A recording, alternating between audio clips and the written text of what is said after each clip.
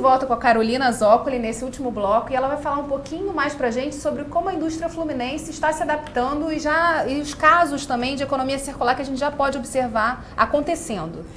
Então, Geisa, tem algumas coisas interessantes já acontecendo, tá? Então, eu vou dar um exemplo da indústria de têxtil e confecção, por exemplo, né? A gente tem uma grande marca de confecção fluminense, que é a Farm. E o que eles perceberam? Que na indústria da confecção, né, na indústria da moda, você tem tanto a parte criativa quanto a execução mesmo, né, quanto a fabricação. E eles perceberam uma oportunidade de criar um espaço de cocriação com oficinas, com maquinários que podem ser compartilhados por várias marcas. Marcas já preparadas e que já estão no mercado e marcas nascentes. Então, esse espaço vai se chamar Espaço Malha. Vai ser um espaço bem interessante na área revitalizada aqui do Rio de Janeiro, onde diversas empresas vão poder colaborar e utilizar o mesmo espaço. O que isso tem a ver com a economia circular? Equipamento de produção, por exemplo, muitas vezes fica ocioso, né, dentro da fábrica. Então, a ideia desse espaço é que você vai ter um equipamento disponível e aquele equipamento vai estar sendo utilizado o tempo inteiro e compartilhado por mais de uma empresa. Isso é um serviço, né? Quer dizer, os equipamentos agora podem ser utilizados em outros horários, mas acaba sendo um serviço também que a indústria passa a... Na verdade, o que é o benefício real disso tudo?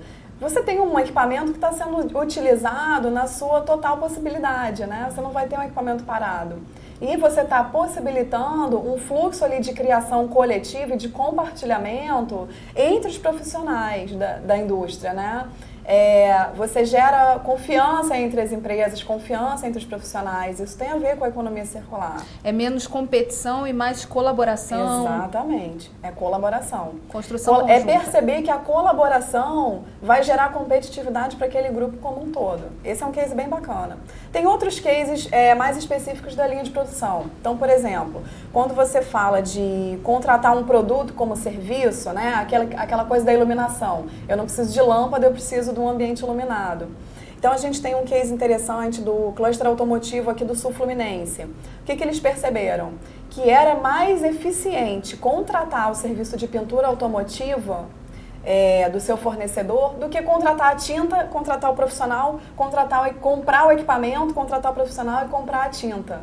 O que isso gerou? Uma relação de confiança mais fortalecida entre a empresa e o seu fornecedor, menor desperdício de material, porque na medida em que você contrata um fornecedor que é responsável por aquele serviço de pintura, para ele interessa que aqueles equipamentos estejam totalmente otimizados, com manutenção em dia e que ele gaste somente o necessário de tinta para fazer aquela pintura automotiva.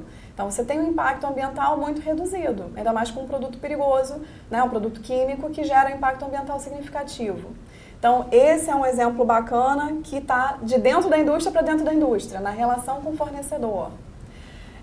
Um outro caso legal que a gente teve conhecimento recentemente é a produção das medalhas olímpicas e paralímpicas da Casa da Moeda. Em alguns aspectos, eles conseguiram reaproveitar resíduos de outros processos produtivos que estavam ali parados na produção, aguardando para serem utilizados de outra forma. Então, as medalhas olímpicas e paralímpicas, que são lindas, têm um design maravilhoso, trouxeram toda a questão de produção mais limpa que a Casa da Moeda investiu durante muitos anos, inclusive em parceria aqui com o Senai. Eles conseguiram agregar um valor ambiental de sustentabilidade nesse produto muito interessante de trabalho. Mas tem uma coisa que é da sustentabilidade que eu acho que é muito interessante a gente tratar, que é a urgência, né? Há uma necessidade muito grande de dar sentido de urgência para esse momento de virada da economia e da forma que a gente tem de se comunicar e de viver nesse mundo que a gente sabe que já está andando muito rapidamente para uma mudança cujo impacto foi criado por toda essa forma tradicional de se produzir em que você descartava e descartava para um mundo que é esse, não é outro planeta. Então, não tem o lado de fora, né? Exatamente. Então, assim, é interessante também pensar de que forma a legislação atua nesse processo, como é que ela força também que isso aconteça de forma mais rápida, né? Pois como a gente estava falando na primeira parte da nossa conversa, né, a gestão do resíduo hoje ela já é muito regulada, né? Ela é bem regulada. As empresas entendem que essa é uma responsabilidade com a qual elas têm que arcar, né? É claro que a gente precisa reforçar aqui que a economia circular não é só gestão de resíduo. A economia circular é algo muito mais amplo, como a Beatriz apresentou.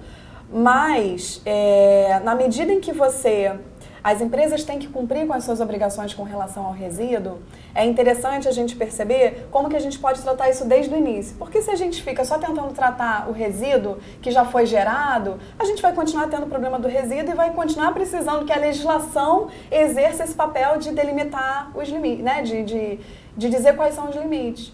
Quando a gente entra com o conceito de economia circular, o que ele propõe? A gente vai gerar menos resíduo industrial e menos resíduo pós-consumo. É menos problema, né? Menos problema para depois, né? Então, se a gente consegue tornar mais eficiente, e aí estão esses casos que a gente já comentou aqui, que estão tornando a produção mais eficiente, estão modificando a maneira como o próprio consumidor encara a sua responsabilidade com relação àquele resíduo. Porque a gente tem que pensar nisso também.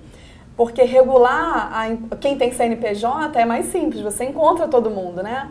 Mas e como é que eu regulo você? Como é que a gente se regula? Como é que a gente faz para que cada um, né, dos consumidores exerça a sua responsabilidade? É muito mais fluido, é muito mais difícil. Agora, o que da legislação, aí pensando assim, a legislação ela pode ajudar, pode acelerar e ela pode também atrapalhar e atravancar esse momento. O que da legislação pode ajudar e o que não precisa ser feito, quer dizer, que já está se adaptando, que a gente já está vendo uma adaptação natural da indústria e que a legislação pode vir no sentido de, às vezes, atrapalhar, desestimular. Tá, a gente tem, a gente também está no momento de diálogo inicial, né, Geisa? Assim, a gente está começando a entender aonde a gente está pisando. Qual é o nosso entendimento inicial? Quando a gente fala de economia circular, a gente precisa muito mais estimular do que regrar. Então, por exemplo, uma coisa onde a gente sempre esbarra é a questão da tributação. Né? Se a gente tributa uma matéria-prima quando ela entra, né, na fábrica e tributa também quando ela sai, quando ela virou resíduo, aquele resíduo ele tem um valor financeiro agregado, ele fica caro para ser retrabalhado. Então, o que a gente vem tentando trabalhar junto aos legisladores, junto aos formadores de opinião, é como a gente pode desonerar o custo do resíduo para que você tenha um real incentivo para usar o resíduo na produção de novo ao invés de usar matéria-prima nova. Isso é uma coisa importante que a gente precisa discutir e trabalhar. Eu acho que é um primeiro passo muito importante. Um segundo passo, dentro da onde a indústria já é regulada, como que eu posso valorizar e estimular a indústria que está fazendo um bom trabalho, um trabalho diferenciado, já utilizando os conceitos de economia circular. Talvez a gente possa pensar por aí, né? Não dá para eu obrigar todo mundo a fazer economia circular. A gente acha que isso é um caminho de pedras, né? Primeiro porque esse conceito ele vai ser assumido de forma muito diferente, variar muito de um setor para outro. E a gente não tem maturidade para tornar obrigatório agora, vai fazer todo mundo correr com esse processo, né? Se desesperar para cumprir e talvez não pensar na melhor solução. Então, a gente entende que a maneira de começar talvez seja ajudando a resolver o problema do resíduo, para que a gente consiga realmente trazer ele de volta para o início da produção, até a gente chegar no nível de maturidade, onde a gente já tenha realmente uma massa crítica e de trabalho bastante fundamentada, com bastante casos de sucesso, e aí a gente possa passar a dizer, não, então vamos tornar isso algo padrão. Bem, Carolina, muito obrigada. Infelizmente, nosso programa chegou ao fim. O Rio em Foco é o programa do Fórum Permanente de Desenvolvimento Estratégico do Estado. Para acompanhar os nossos debates, acesse a nossa página na internet ou as nossas redes sociais, Twitter, Facebook e Instagram. E se quiser conversar com a gente, pode mandar um WhatsApp para 989904709. TV Alerj, o canal do Povo Fluminense. Até a próxima.